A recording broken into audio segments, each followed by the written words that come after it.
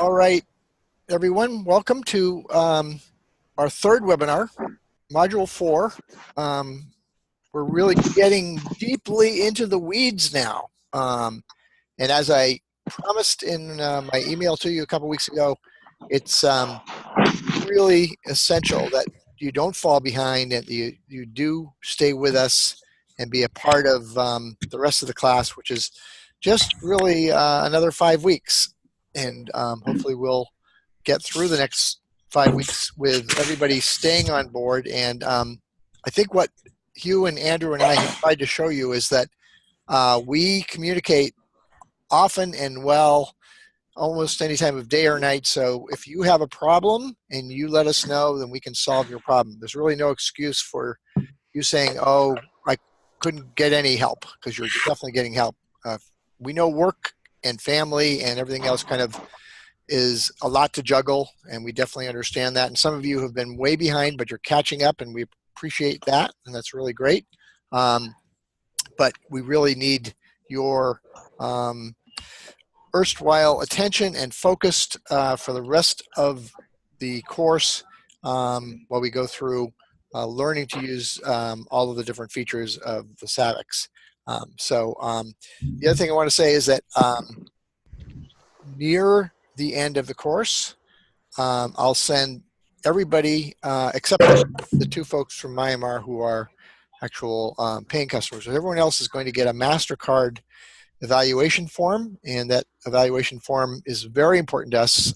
If we don't receive that, then we don't get reimbursed for having this course. So that's one reason. The kind of more important reason is that and the other evaluation form we're going to send you for the course are critical in terms of feedback. This is a pilot. First time we've run this particular course online, so your feedback will be really, really important. So you're actually going to complete 3 different pieces of paper. One will be MasterCard evaluation, one will be a course evaluation from us, and the last will be your self-assessment, the post-assessment, which will be very useful for you because it tells you what you've learned through this process. And we will be probably having a little bit of a focus group in early December, a little kind of holiday party / focus group to maybe I'll make that the graduation party, but to gather a little bit of feedback about what worked and what didn't work for you in this first run of the online.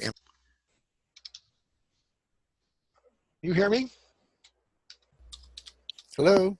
Oh, there you are, Bill. You're back. Okay, yep. We were wondering. Sorry about that. I don't know how that could happen, that I could lose my internet, but glad I'm back. Okay, I want to make sure it's still recording, so we didn't lose anything. All right, well, that's enough from me. And hopefully the internet will continue, but it doesn't matter, I guess, if my internet goes out. Apparently Zoom keeps going, so I am dispensable. And so because I'm dispensable, I'm going to turn off my camera, and I'm going to mute my mic, and I'm going to turn it over to Hugh. Okay. Right. Good day, everybody. Good afternoon, I guess, in most cases. Okay. A few things. Before we move on to this module, I want to talk a little bit about the last module. And I'm really glad we gave nearly 3 weeks to this process, because there was quite a lot of confusion about the process that we were going through, and we had to provide quite a lot of intensive assistance to people to get set up. I realized, after a while, that part of that was our fault, because the main issue was that many people did not appreciate the difference between setting up the MIS and setting up the project.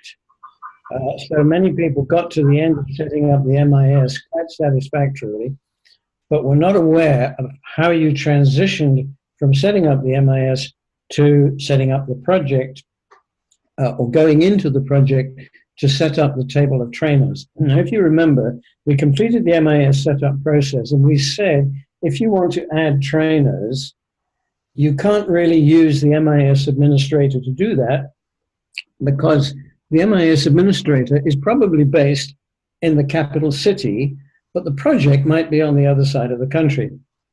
So the MIS administrator probably doesn't know the names of all the trainers.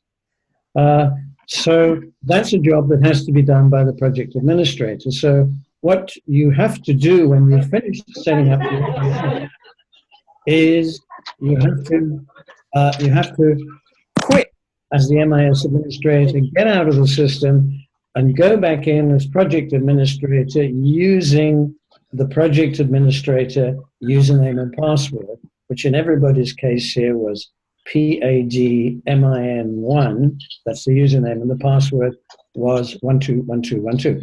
Once you've done that, you're on as project administrator, and you could create the table of trainers. Most people who got past that, who we had to get past that, were very well able to set up their own table of trainers. One thing, I'm hearing a lot of background noise. I suspect it's either from Beth or from Daniel. Could you mute your microphones, please, because that's better. Okay, excellent. Okay, so at least everybody now has, all of you, everybody has set up their MIS, and they have set up their project, and they have set up the supervisors, they have set up the field officers, and they have set up the village agents, okay? So having reached that point, we are ready at this point.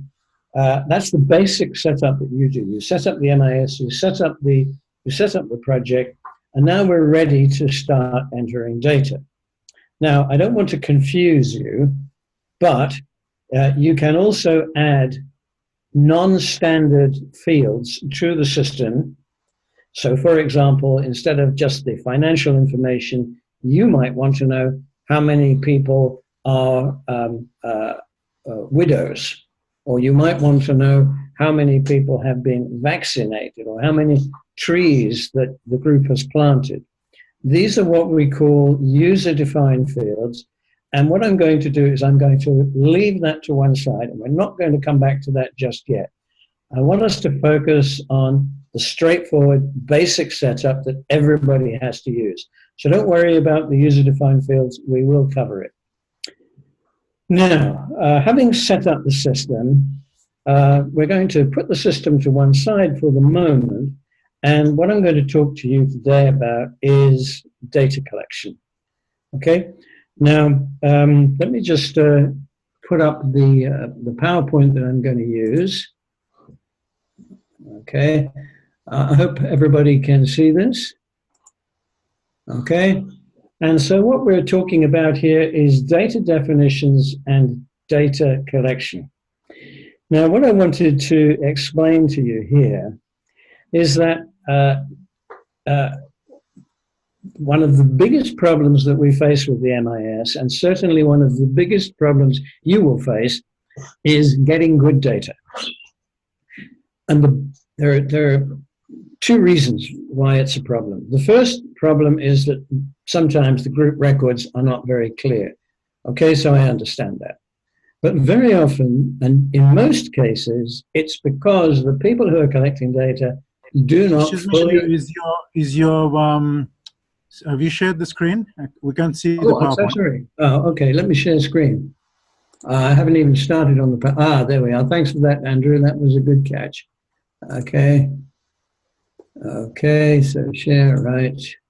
Now I put up the PowerPoint if I can find it. Yes, I can find it. Here it is. Right. At least I think I can find it. Where are we now? PowerPoint. Okay. Now, can you see that, Andrew? It's come on. It's come on now. Okay. Is it visible? Yes. Can everybody see it?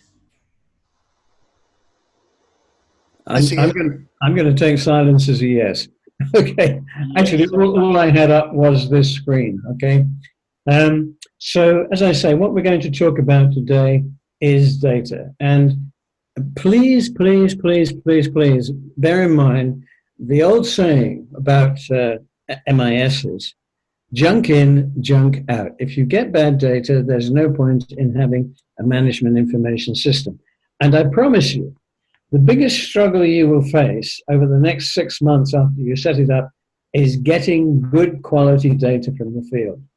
So part of that is training. You have to train your staff to collect good, you have to train your staff in how to collect data and what the data means. But the second part of it is when you receive the data, you have to look at it pretty carefully before you put it into the system. And you will find that it will take you 5 or 6 months of fairly close attention to data before you begin to feel confident that the data is good quality.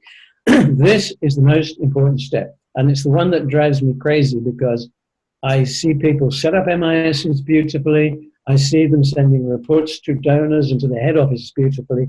And I go in and I take a look at the data, and very often it's perfectly obvious that a lot of it is just not right. So please don't underestimate the challenges you will face in collecting good data. I don't want to make it too complicated, but please focus on that. So what I'm going to be doing in this part of our module is going through what the data means. Okay, then when we have been through with this webinar what the data means, we're going to have an online discussion where you can query or clarify what you don't understand about the data, or challenge, or just try and make, if you have any doubts, please speak up and say, I don't understand this. Could you explain it in greater detail? Now, what I sent you yesterday, or a few days ago, I sent you a blank data collection form, and today I sent you on your both of your email addresses, your SMDP email address and your personal email address. I also sent a table of definitions so that you can look at the data collection form. You can look at the table of definitions, which explains what each piece of data means. Right. We have another noise. Could we all mute our mics, please? Excuse me. I don't know. Hold on a second, Hugh. Could we time out for 1 second? Beth, can you hear me? I think she got connected. We were having trouble getting Beth connected, and the background noise seems to be coming from Beth. Okay. So she's connected. Beth, can you hear me? Hello, Beth? Oh, never mind. Okay, Hugh, I'm going to assume that she can't hear me. Okay, well, so let's just move on now and start looking at the data. Okay. Now, first thing I want to look at is when should we collect data from the SAVIX, for the SAVIX MIS, and what it can tell us, okay? So let's say you are a trainer, you're a field officer or a village agent, and you are setting out to collect data. Now, you know that from the time you begin to work with the group to the time it completes its first cycle is anything between 9 months and 12 months. So let's take a look at that. So here we have a typical example of a cycle. We have, in this case, 36 weeks, which is 9 months. That is the shortest possible time for a cycle, but normally a cycle is 12 months. And in the case of a 9-month cycle, you see we are collecting data on 4 occasions. Now, we don't bother to enter data on a group just as soon as we start working with it, because you aren't going to get any data. Can anybody suggest why we don't collect data as soon as we start working with the group? What will we not have at that time? Can anybody unmute their mic and tell me what we might not be getting?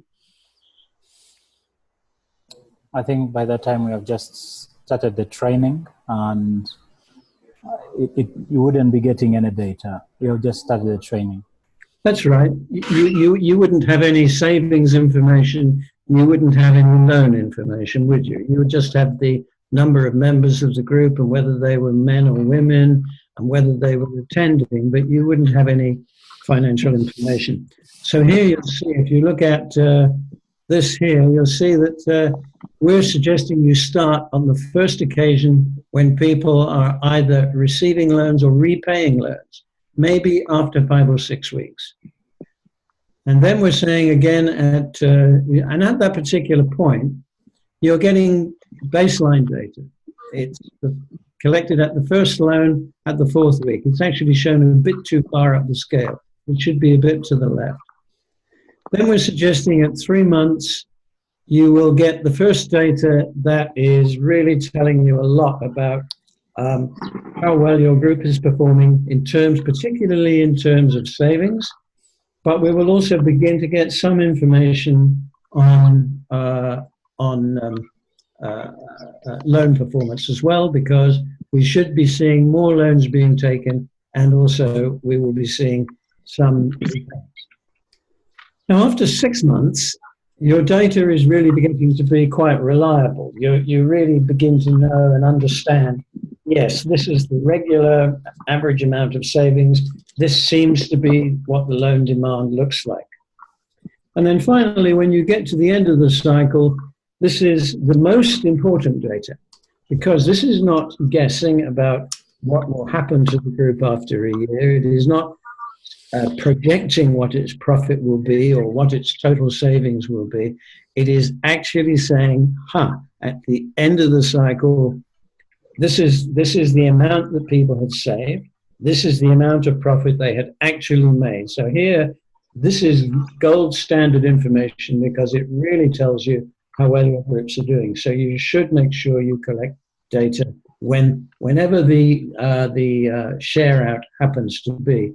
And in this case, we've shown it at 9 months, but it would be another 3 months if this was a 12-month cycle. And you'll notice here that in every case, the first 3 cases, we are saying collect the data at the end of the meeting, when everything is finished, except for the share out. In the share out, you collect the data just before the money is shared out to the people. Because if you shared out the money and you have no money left in the group, all you're going to get is a whole lot of zeros. So collect data at the end of the meeting in all cases, except for the share out meeting at the end. Okay? Next. Let's have a look at our basic data collection forms.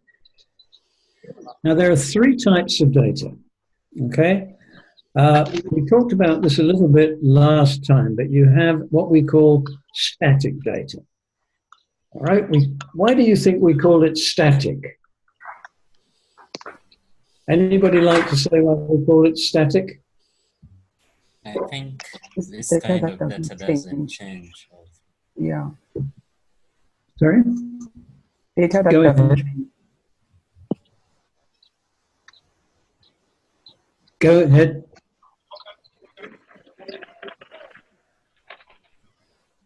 I'm sorry, I can't hear you. It's data that doesn't change, Hugh. That's right. You collect it once. It's like the name of the group. It's like when the group was formed, okay? So it never changes. Then we have what we call cycle data. Now, how often do you think we need to collect cycle data?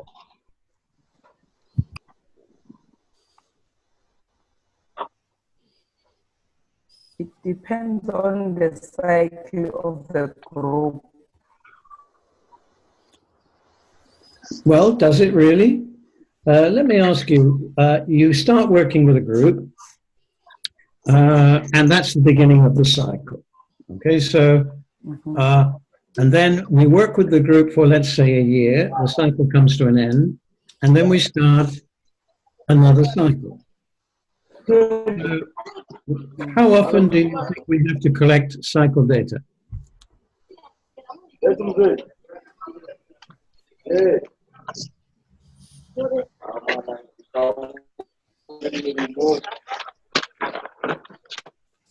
I believe monthly. Sorry? Collect it monthly? No. No, you do not collect it monthly. I think we have to collect data every end of cycle or every cycle. Every cycle is correct, but not at the end of the cycle. When do you think you start it? When do you get it? Not at the end. It's collected when?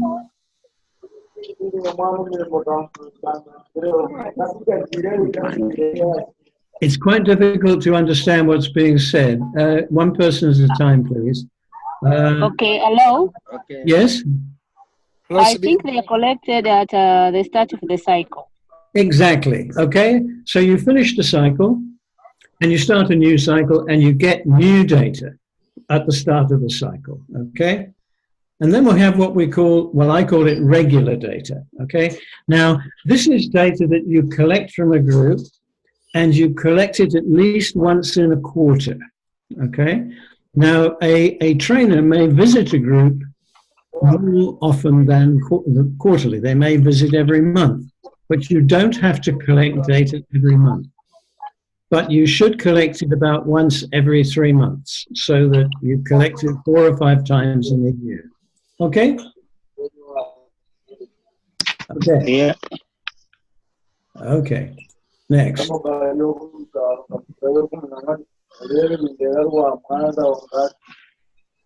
I'm sorry? Okay. Well, I think you're just getting someone's feedback. I'll find out whose mic that's coming from. Okay. Right. Once you finish speaking, could you all turn off your microphones, please, so that we don't get background noise? Thank you. Okay. So now I'm going to look at the static data. Here's the static data, the data you collect at the formation of a group. So it's the group name, who trained the group, the date of the first training, and the number of members when the group was created as a savings group. And we have latitude and longitude, which you do not have to collect, and I do not recommend you collect latitude and longitude when you are collecting data using a paper form. I've shown it here, but normally I don't recommend it because too often we have found that the data is not accurate. So we are recommending now that these data are collected mainly when you are using a mobile phone application to enter data. But you certainly need the first 4. So that is your static data. Now here is your main data collection form, and I've sent every one of you a copy of this form. Okay, so the first page, which is your static data here, okay, you collect that once, and then here it says at the top of the form here cycle data. So this is the data that I am going to collect at the start of each cycle. Okay. Now, that means that once you have collected the static data when the group is first formed, and you have collected the cycle data at the start of each cycle, the only thing you have to worry about are these data here. So let's look at them. Hugh, there is a question. Okay, let's have the question. What is the question, Bill? Robert was asking if or maybe it was Caesar said, could you collect the data monthly? You can collect the data monthly, but we do not recommend it. And the reason we do not recommend it is that a field officer doesn't necessarily visit a group monthly, especially in the latter part of the cycle. So just to go and collect data is a waste of time. Secondly, the field officer's job is not to be a data collector. It is to be a trainer of a group. And thirdly, if you are collecting data every month instead of every 3 months, the work of the person entering the data becomes very, very big, and they don't have much opportunity to analyze it. So normally we recommend with the program that you would have a review meeting every quarter, and then you would be able to look at the data that have been submitted over the last quarter on every group, and you'd be able to get a pretty good sense of how your program is developing. But if you are collecting it every month, you're putting a big burden on the field officer, a big burden on the data collection, on the data entry person, and you are not going to have enough time to do meaningful analysis. Okay? So you're getting also a little bit of a conversation going on between Fidel and Robert. Robert Fidel says you would not have enough time unless you have very few groups. And Robert says, but if the field officer does not, then the VSLA agent does visit the groups monthly. Can't that work? No, generally speaking, we don't recommend that data is collected by community-based trainers or people from the group. And the reason for this is experience has shown us that the data quality is very often very poor. You also have to take into account the educational level of the people involved. And a field officer who is working for a project is likely to be an educated person who has at least completed secondary school and would have not much difficulty in being trained. Secondly, if you move it down to community-based trainers, you have to train a lot more people, because for every field officer, you may have 5 or 6 community-based trainers. And many of them are leaving, and they have a lot of turnover, so you're constantly having to retrain. And finally, you also have an issue of data transmission. If you have these data collection forms being submitted by people at the community level, you know, how are they going to get transmitted back to the head office? Who is going to run around and pick them up? So we're only saying this as a result of our experience that data collected by a field office is usually less expensive to train and more reliable. So quarterly data collected by a paid project staff person is going to guarantee you a much better quality of data than if it's done at the community level. Okay, so these are the data that are collected every quarter. And over here on the right-hand side, you have what I call a worksheet. So this enables you to enter on the left-hand side here the amount of money or the number of shares that a group has bought, and enables you to come up with a financial figure, which can then be entered into the main worksheet. And over here, you have the value of loans outstanding for each individual, which can also be entered over here. So this is just a worksheet to help you come up with a single figure which can be inserted into the data collection form. And then finally, you have this section here, which I think is one of the most interesting sections, which is where you use the data you have already collected to come up with a calculation of profit for the group. Okay, because you're collecting this data from the group, but what are you telling the group when you collect it? You're not telling them anything, really. But if you're in a position to tell them how profitable they are, or if you discover they are losing money, you are able to have a meaningful conversation with the group before you go away. And you don't have to wait for the computer to tell you if the group is making money or losing money. You can discover it when you're in the field. So MIS is not just a computer program, it's also you in the field talking intelligibly to the group to help them understand how well or how badly they are doing. Okay, so here is an example. The next slide is an example of a data collection form that's filled out. Okay, now, okay, so you can see here, if you look here, you can see we've entered, for example, the group name, the cycle number, the date savings started, the group was supervised, not self-managed. This is the name of the trainer. This is the person who is training the group. Who are the registered members when savings started this cycle, etc. I'm not going to go through this here because we're going to go through it later, but I wanted to show you the worksheet over here.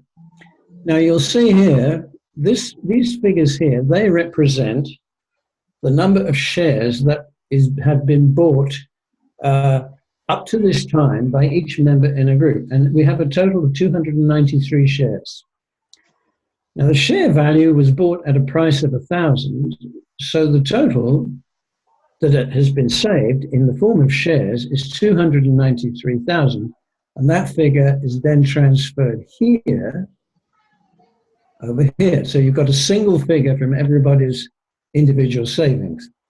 Now, likewise, over here on the right-hand side, you have the value of loans outstanding. This is the balance of loans, and we have a total of 270,000 shillings, and we put it in here, value of loans outstanding, 270,000, and the number of loans is 10. And if you count, you have 1, 2, 3, 4, 5, 6, 7, 8, 9, 10. You have 10 loans, 270,000. So this worksheet helps you come up with these three figures here. And at the, and at the bottom here, you will see we've been able to calculate profit. We've taken the value of loans outstanding, which is this figure here. We have added loan fund cash in the box, 38,000, which is this figure here. We have added bank balance, which is 0. And we have added the value of property now, which is 4,500. Here it is, you see. And then once we've added all those up, we then subtract some things. We subtract, it says minus value of savings this cycle, 293,000, minus property at start of cycle, which is up here, 0, and then minus external debts, which is 0. And that gives us a figure of 19,500 shillings. So we can say to this group, look, guys, you have saved 293,000. And at this point, with that money, you have made a profit of 19,500. So that's useful to the group, and it's useful to you. Because, for example, if you found the group was making a loss, you might want to go back and look at your data again. Okay? So these are the data collection forms. You have them in front of you. You have it, this very image showing the filled out stuff. You also have this image showing the blank data collection form. Okay, so you have this already, and you can relate that to what we are showing here on the PowerPoint. Hugh, we have a question. Yes. Question is from Robert. I'm wondering if we need the row of group status and supervised or not. The mere fact that the data is collected after the meeting, it means the meeting was supervised. Do we really need it? Very good question, Robert. No, the answer.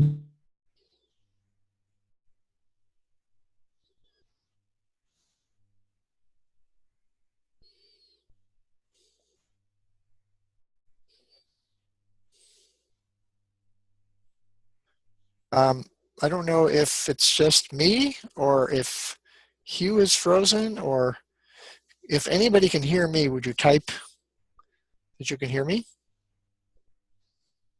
Otherwise, I think my whole system is frozen here. That's the data collection forms.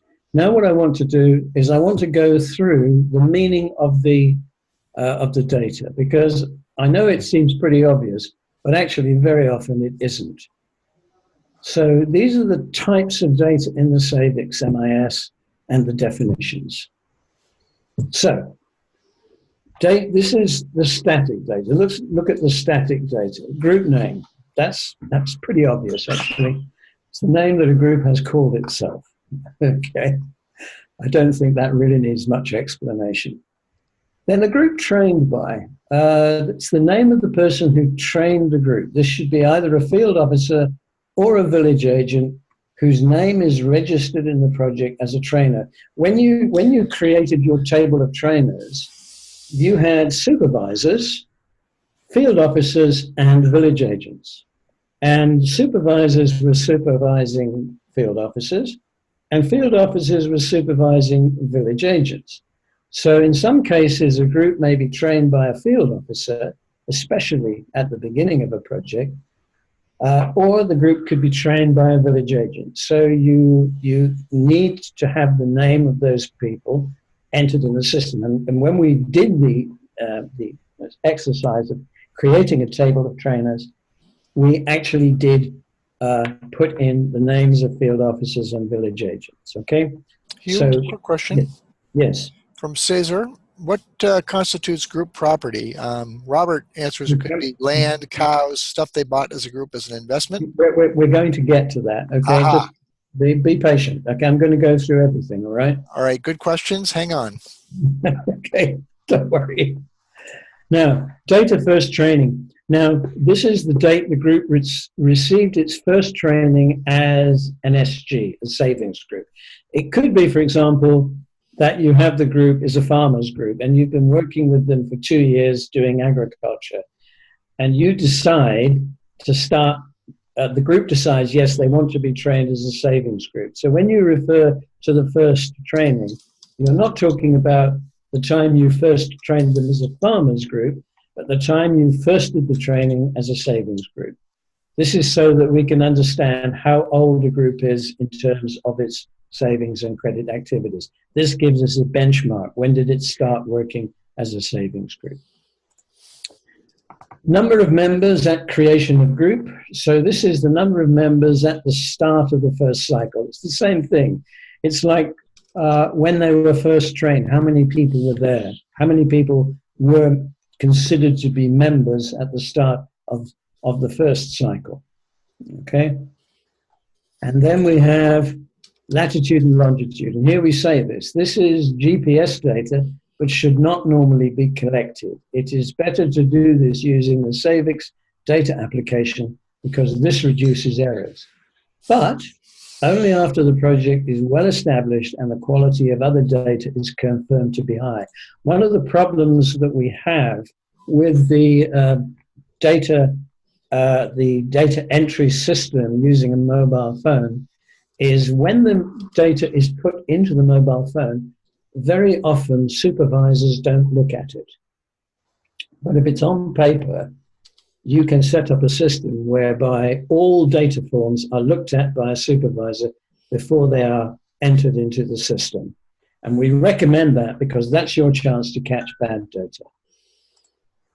And then note, these data never change unless a mistake has been made.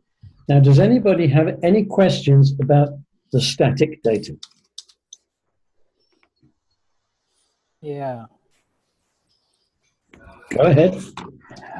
I think you talked about the number of members at the creation of the group. Yeah. And you talked about those numbers at the first training and then the number at the creation of the group. Yes. I think those two are different because you can train a given number in the very first training and you have a very big number of people, like say maybe 30 or 50. I'm assuming they're coming from whatever, a church service or something like that. And then when it comes to creating the group, a few could join, a few could be interested in joining the group. I just think those two could be different. You just mentioned that they could be the same. I think you're right. And I think that's a good comment, actually. Generally speaking, it would be the number of members who were considered to be members of the group at the time you did your first training. Okay? Usually when a group is created, it has, let's say, 15 members. Okay? And usually that's going to be very close to the date of the first training. And there sometimes may be a difference between the two numbers, but not a big one. Okay. So what you're doing here is you're saying, you're a field officer. You went to that group and you discovered that there were 15 people and they were interested in receiving training. Okay. So you could say, well, the number of members at the creation of the group was 15. But when you actually went and you did the training, the number could be higher because more people have decided to join. But we're going to get to that, okay?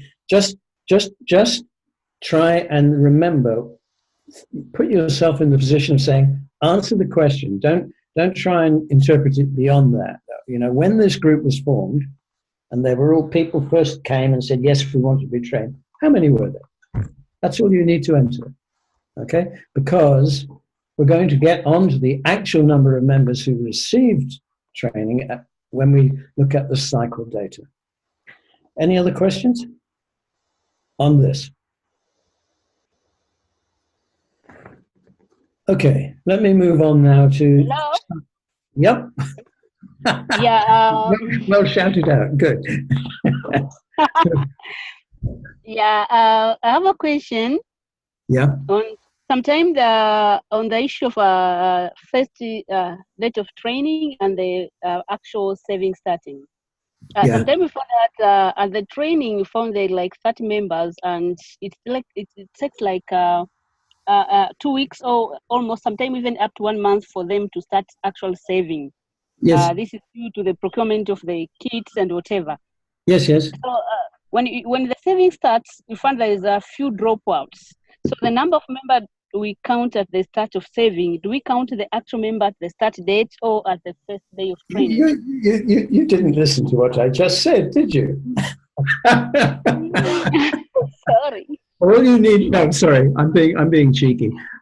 I'm talking about the number of members who were there at the creation of the group. Now, whether or not people joined or dropped out isn't the point. The point is how many people were there when the group was created, okay? So you go there and you start training them, and how many were there, okay? That's it. That's all you need to know. All right. So Hugh, there's another question. Yes. This is from Kinkin, who says, mostly we are not collecting latitude and longitude. When should we collect this data? So the GPS data, when should that be picked up? Well, that's up to you as a program, because you don't have to collect it if you don't want to. I mean, I would say very few programs collect it. I mean, if you go back to, let me just show you something here. Let me just go right back to the beginning. Okay. Now you see these little orange dots. Those are groups, and these are the location of groups because they have entered GPS data. But you don't have to do it. It depends on whether or not you think this is important. Okay? And some people think it's important and they really want it. Others don't bother. Okay? There's a lot of noise in the background. Could we mute the mics? Okay. I'd like to just highlight possible confusion. Yeah. On the screen that is showing, the slide that is showing. Yes. Yes, Andrew? We're looking at static data. Yes.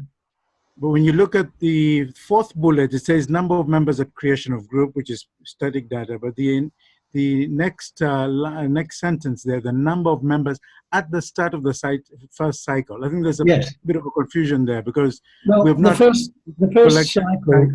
the first cycle is, I mean, okay. When you first create a group, effectively, the very day you start the training, that is the beginning of the first cycle. Correct? So I'm using the terms a little bit interchangeably. We're basically, I don't want us to get too hung up on this. It's like you're starting the training. It is the very first cycle. It is the first time you're meeting as a group. How many people are members at that time? Just try and keep it that simple, okay? So you go to the group. You're meeting under a tree somewhere up country in Tanzania. You go there, there are 15 people. You're doing the first training. How many were there? Okay, 15. Now, that's a number of people who began the training of that group at the beginning of the first cycle, okay? Don't forget, this is static data, so obviously it is not going to refer to any other cycle except the first cycle when you first got trained. Okay?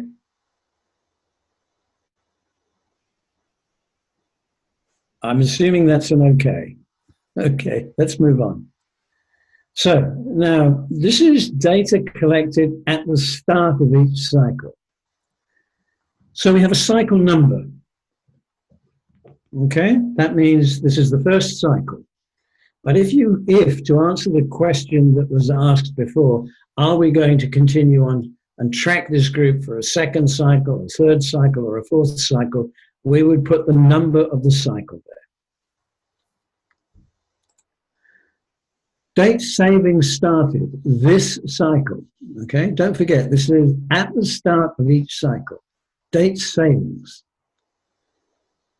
Okay, so the third one is group status. So the group is either supervised or self-managed. Supervised means that it is still receiving technical support and is not ready to be independent. But if it is a second cycle group or a third cycle group, they would normally be independent. So in that case, you would define it as self-managed. Third, group monitored by. This is the name of the person collecting MIS data who should either be a field officer or a village agent. Remember, I said I don't really recommend village agents. I recommend field officers.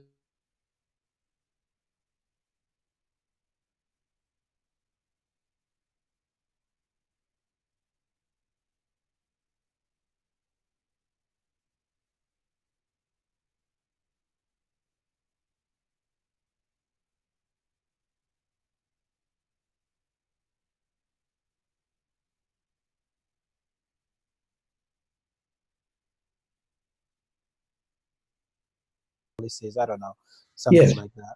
Yeah, you know, to keep it simple, it's it is people who are recognized by all the other members as a member of that group.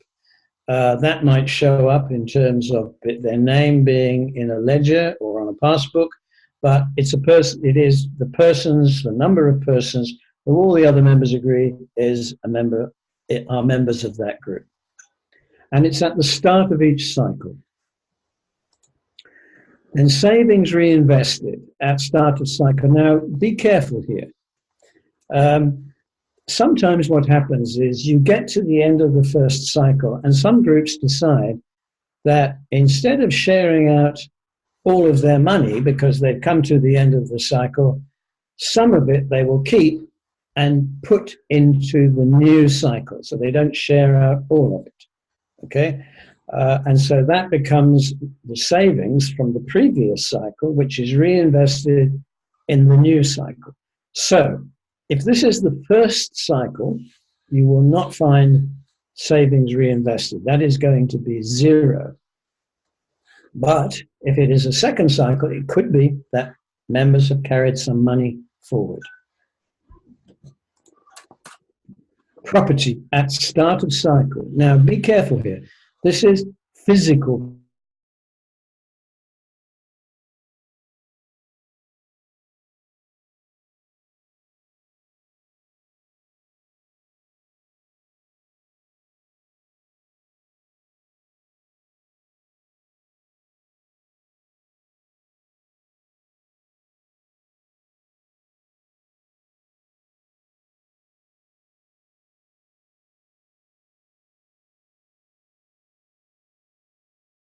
Date of data collection, I think that's pretty clear, isn't it? You go to the group, you fill out the data collection form. What was the day on which you did that?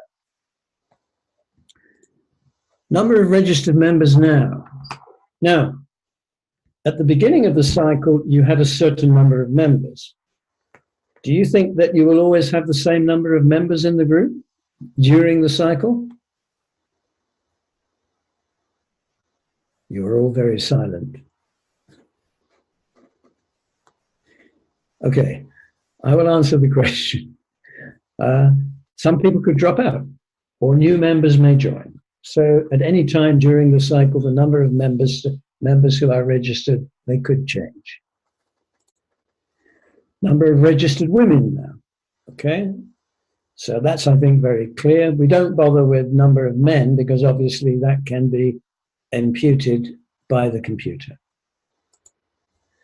Number of members attending meeting. Well, this is self-explanatory, but don't forget, you have to wait until the end of the meeting to collect the data because sometimes people show up late, but they are still there. Dropouts. The cumulative number, yeah. Sorry, you have a comment from Christopher. He says, let's see, there's a couple of different things here. He says it's not a good idea for people to join during the cycle because they are not trained and are always always they cause dispute in the group by not agreeing to set rules and regulations at the start of the cycle. I think that's a very excellent comment, and I couldn't agree more. But I'm not talking about what is good policy. I'm talking about what you might find. You might find that new members have joined. Sometimes, usually you'll find that members may join the group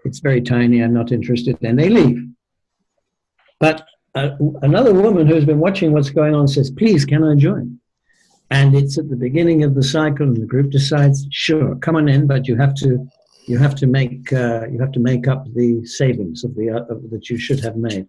So I can't answer these questions exactly, because very often this is something the group will decide if it is practical or not.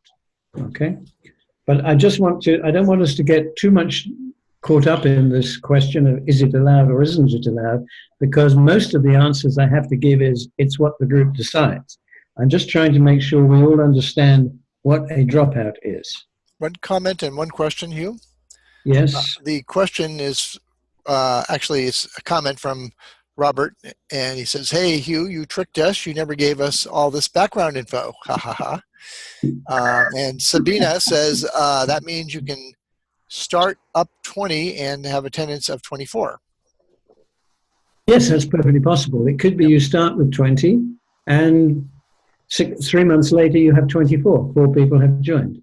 The whole point about it is this, and I think this is what you really, wait a minute, we need to understand something here. When you go to a group, you're not interested in how the group got to be 24 or 17. All you're recording is what you find. Okay? So the question is, how many people are registered members now? That's all you need to know. 17, 24, I don't care how they got there. That is the reality you find when you go there. And then the question of dropouts, how many people have left the group? You ask the question and you get the answer and you write it down.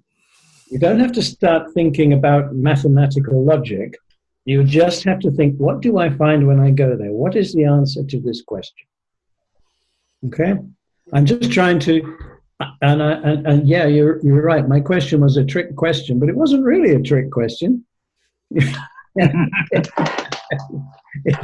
It's the reality, okay? So all right. Hugh, one other thing. Yeah. It's now 9:01 in New Hampshire. It's 1 minute after the hour everywhere except for Myanmar, where it's 31 minutes after the hour. And so the question is, how much longer should people anticipate just so they can plan? 15 minutes. 15 minutes. Okay, everyone? But it always depends on the questions, okay? Yeah. But I'm planning on 15 minutes. So let's move on. Good. So members, now here we go on to the next section, which is loans and savings. Value of savings this cycle. Total cumulative net value of all savings means a person may have saved, 10,000 shillings, but maybe they withdrew 2,000.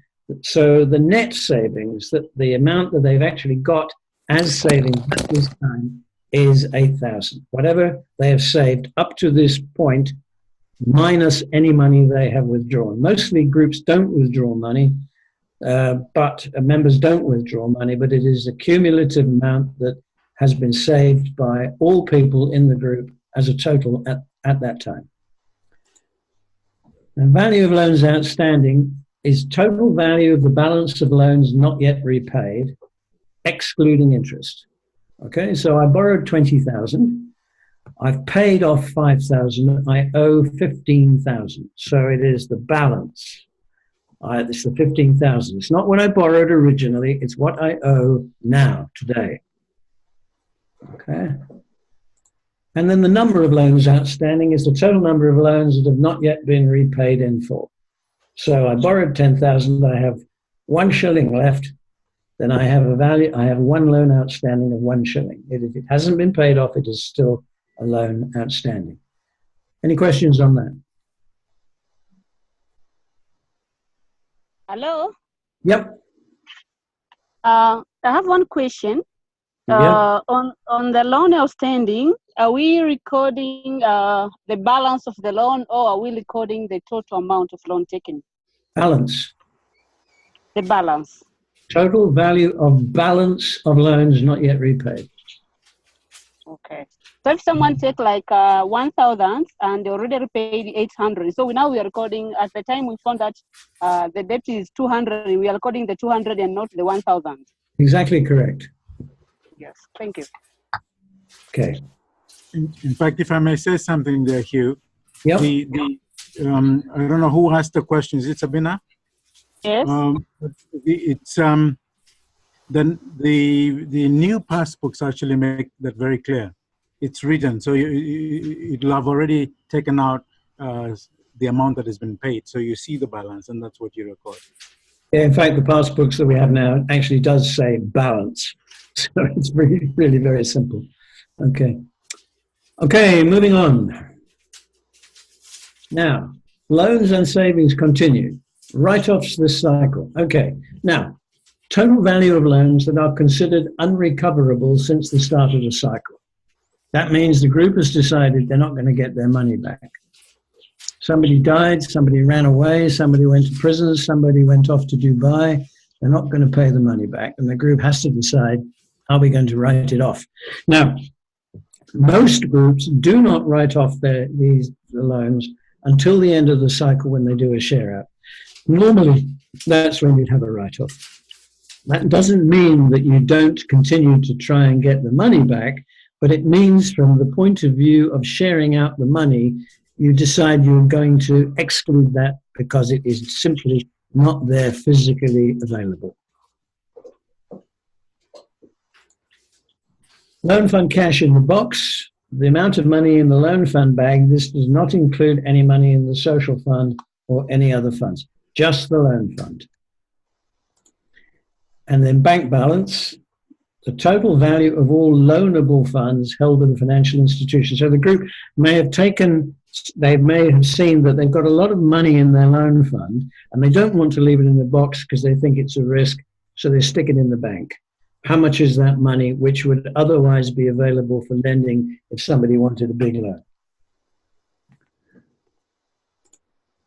And social fund balance, cash held by the group exclusively used for non-lending purposes, usually for social support. Any questions on loans and savings?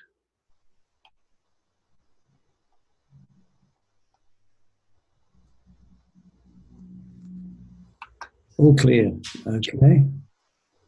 Right, let's move on.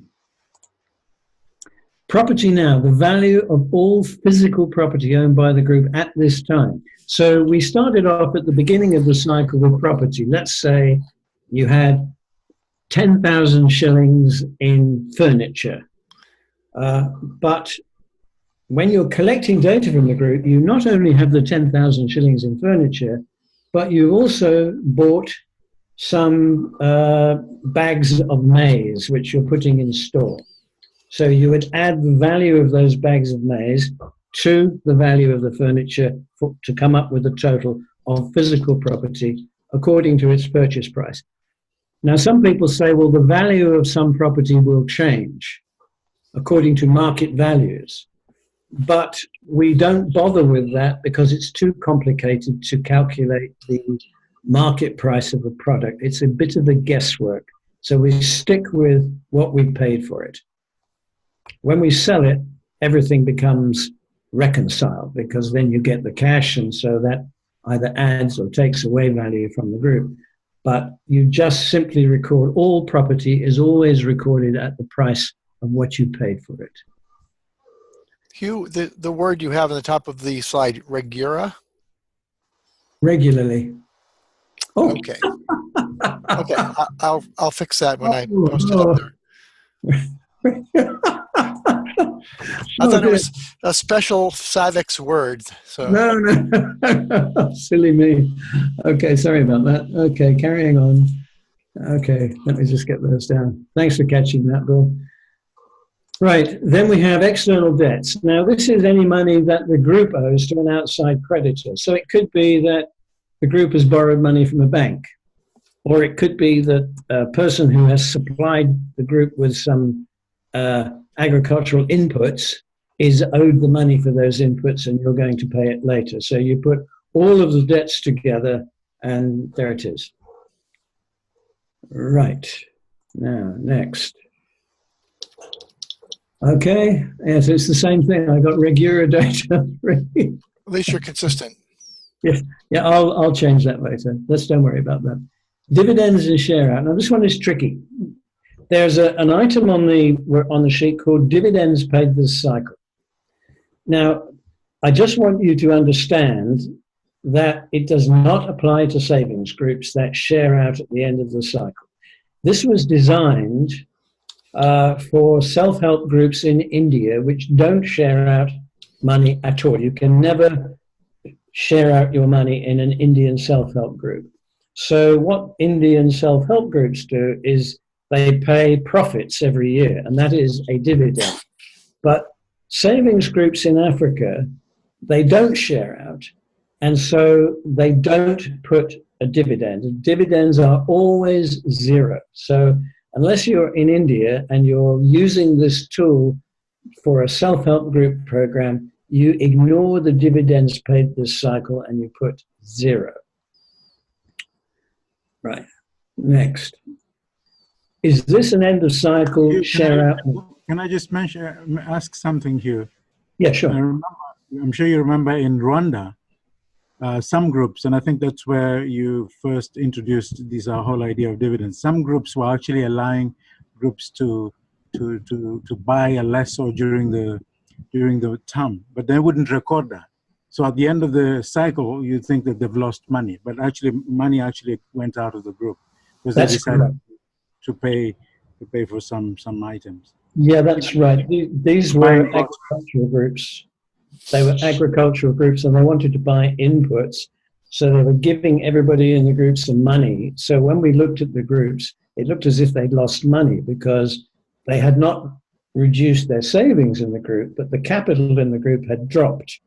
So it looked as if they were losing money. And so we introduced dividends as a way of showing that. But to keep things really simple, in 99 cases out of 100 in Africa, we don't have dividends. And so please do not put anything in there. Put a zero in there always if your group is sharing out at the end of the cycle. It is never filled out, even at the end of the cycle. It's left. Hello? Yes. Hello? Yes, I have a question. Is it possible to share out some amount? Because we have some few claims from the groups that when they share out all the money, that means they are going to restart afresh. And someone at the certain level of business to start a small loan for the second cycle is something that they don't prefer more. So is it possible for them to share like certain amount of the total fund at the end of the cycle? No. Instead of sharing? You share out all the money. The way it normally works is this, okay? Let's say you get to the end of the cycle and you have 1 million shillings. And the group decides that they're going to share out 800,000. And the 200,000, they're going to carry on to the next cycle. Now, if you remember, right at the beginning, we said here, when we said, when we're talking about the cycle data, we have this item here which says, saving reinvested. Which says savings reinvested at the start of cycle. So in your case, Sabina, that would be that the group decides to keep 200,000, and that becomes savings reinvested at the start of the cycle. It is not a dividend. A dividend is something you pay out periodically as profit to the members, but you're not giving them back their money. I'm actually quite regretting that we even allowed dividends, but we did it for the sake of Indian self-help groups, okay? Okay, if I'm not mistaken, I think we're finished. Okay. So any final questions and clarifications before I wrap up? We do have a couple of questions here. Let's see. I'm sorry, I was distracted on something else, so Sabina might have already asked this. Can the group use the loan fund to invest in other businesses? That's up to the group. Okay. And if it does, but you see, this is where we get a bit messy, because the moment you start talking about other businesses, it's another activity. Okay, so how do you show that? It's rather difficult. The MIS is mainly used by most organizations to track what's going on with groups during the first cycle.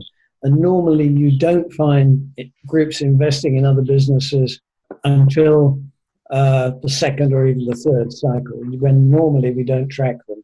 But if the group has bought any property and used that as an investment in another business, then that still is something that is owed to the group. So it is like a loan to this business activity. And it can be recorded as a loan to the business activity. Okay, and Christopher asks the question, Hugh would like to ask for your recommendation on the type of interest rate the group can use, the flat rate and reducing or increasing balance, which one is recommended according to, and then a comment by Faith is what we do is record as value of savings if loans, cash at hand, bank interest paid are not included. Right. Sorry, what was the first question again? First question is, ask for your recommendation on the type of interest rate the group can use, the flat rate and reducing or increasing balance. Which one is recommended? Okay, first of all, groups decide on the interest rate. Now, if you go to Palestine, it's 0% because they're conservative Islamic societies. If you go to West Africa, generally you'll find it's about 5% a month. If you go to East Africa, it's 10% a month. If you go to Thailand, it's 2.5% a month. It all depends upon what the group decides is a reasonable amount that people can pay. So there's nothing standard per se. Very often in East Africa, for example, 10% per month sounds like a lot, but it is about 1/3 of the price of what a money lender would charge. So it's considered a good deal. So that's it.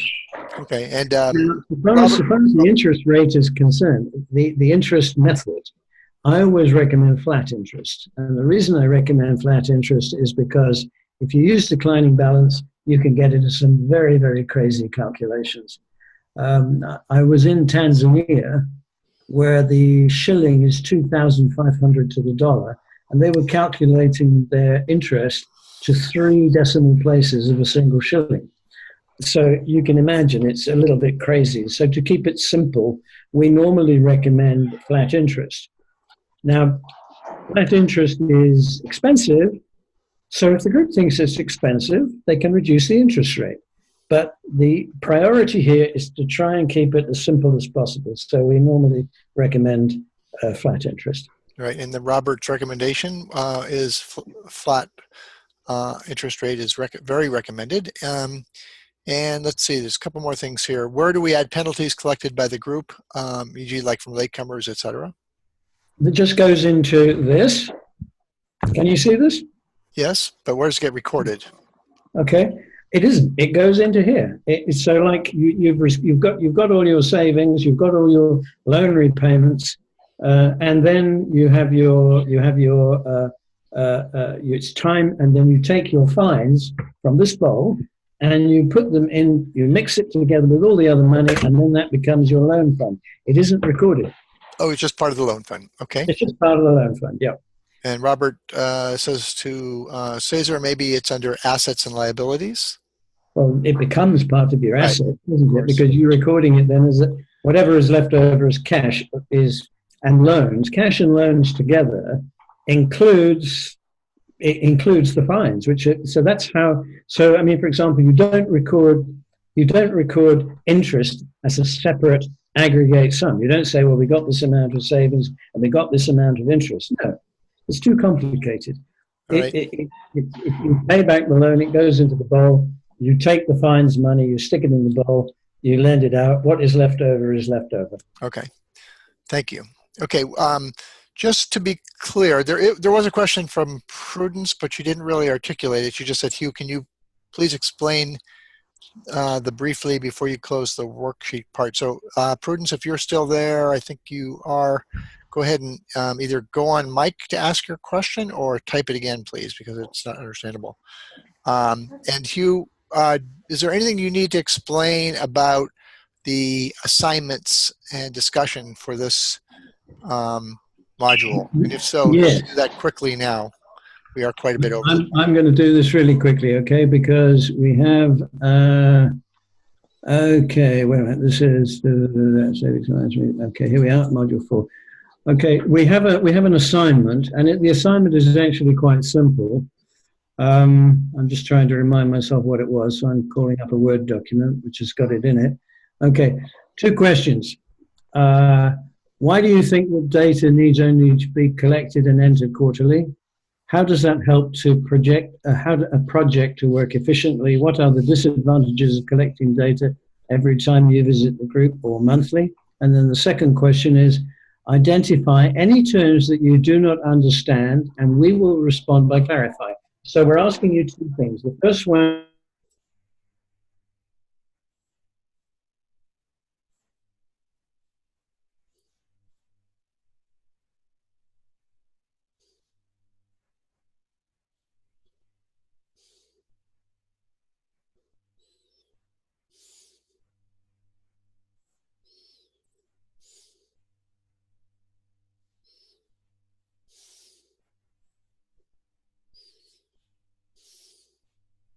explanatory notes, but I know very well that sometimes people just don't get it. They don't understand something.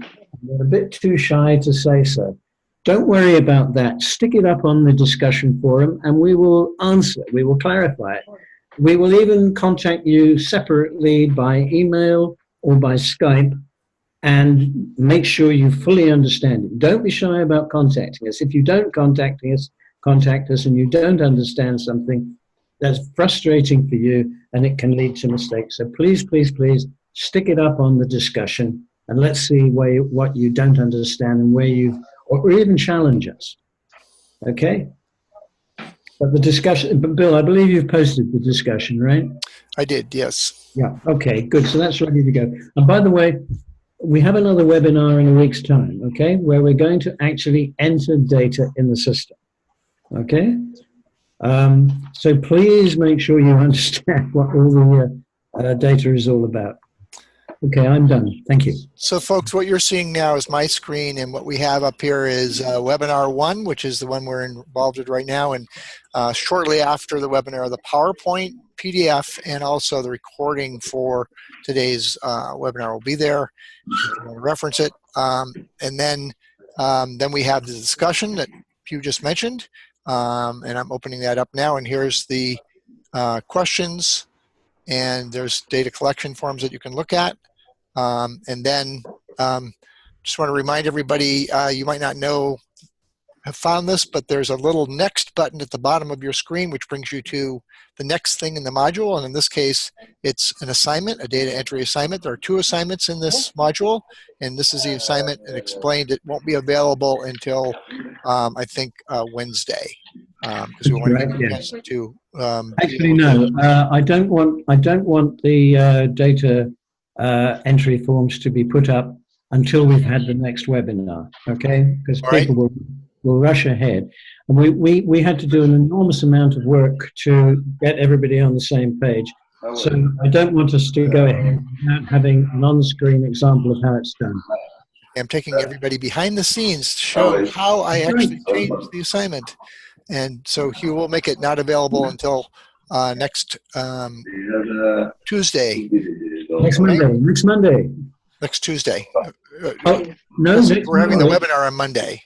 That's right. So Monday after the webinar. Okay. It will be there. All right. So we're going to have it available on Monday, and we'll make it available maybe a little bit earlier, maybe at 1:59 p.m. Okay. Okay. Everybody can see behind the scenes. You're not supposed to see this. I'm saving it. Okay. So that's it. I don't want to keep everybody on here any longer, but please go ahead and do your assignments. Let Hugh and Andrew know if you have any questions. And we'll just keep on keeping on here. We appreciate everybody's attention and participation today. We had a really pretty good turnout. We had about 3/4 of the class actually show up, and we hope the others will join us later on. Everybody have a great day. Hopefully there's no other questions out there. I don't think there are. I'm trying to find my screen here so I can go back in, see if make sure there's no questions. Nope. I had problems myself. My internet kept on going in and out, so I lost questions. If I didn't get a question, if you didn't get your question answered, it's because I lost it along the way. But in any event, it'll all be here in the recording, because the recording continues on, and everything else will be up there.